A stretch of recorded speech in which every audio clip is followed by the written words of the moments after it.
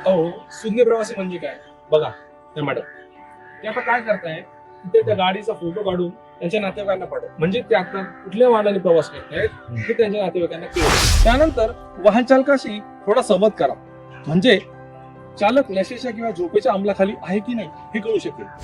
त्यानंतर चालक किंवा क्लिनर यांना 3 गोष्टी विचारायच्या.